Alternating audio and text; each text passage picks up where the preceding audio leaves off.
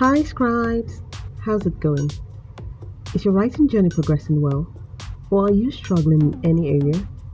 Please tell me all about it in the comments after this.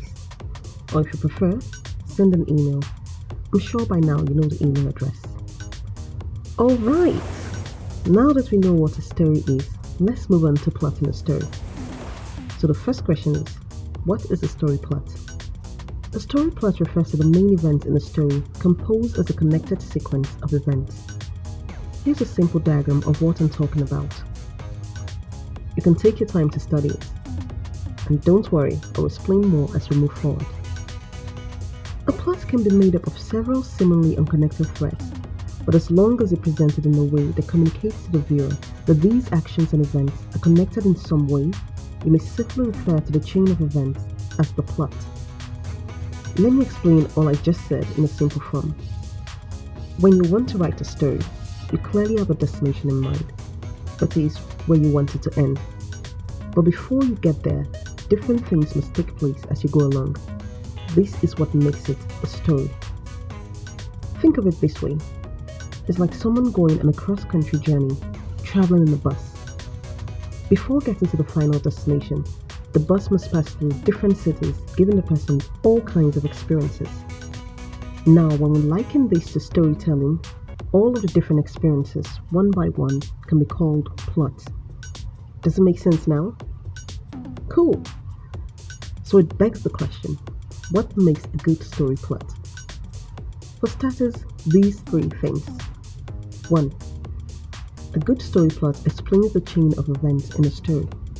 It has to make sense for the story you're telling.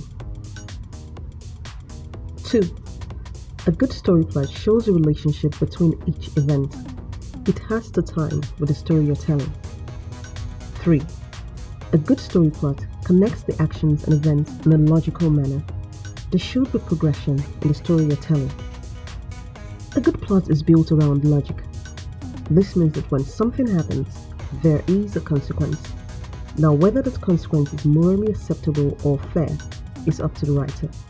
But the connection between the two events is the rub.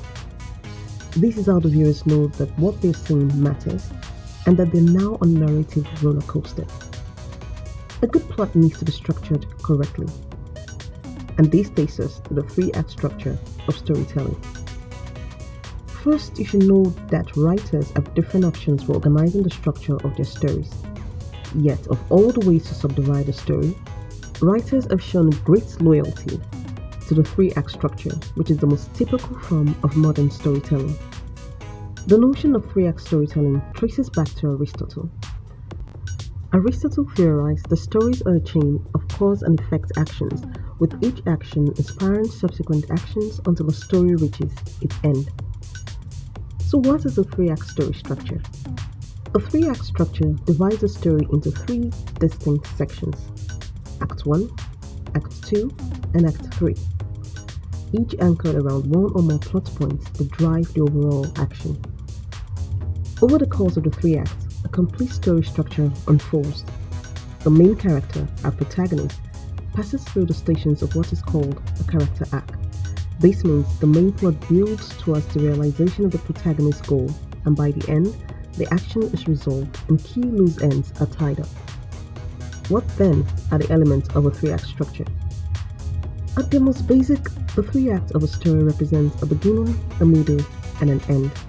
In most 3-act stories, about 50% of the actual storytelling occurs in the 2nd act, with 25% of the story in the 1st act and 25% in the final act.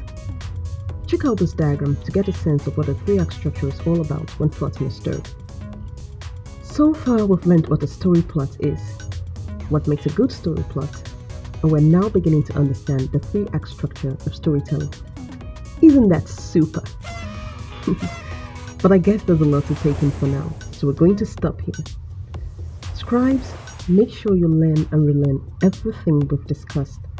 It's important to keep the creativity fresh. Okay? See you next episode. Bye! P.S. Let's keep the conversation going in the comments, or send an email to writenowscribes@gmail.com. You can also say hi on IG at writenowscribes.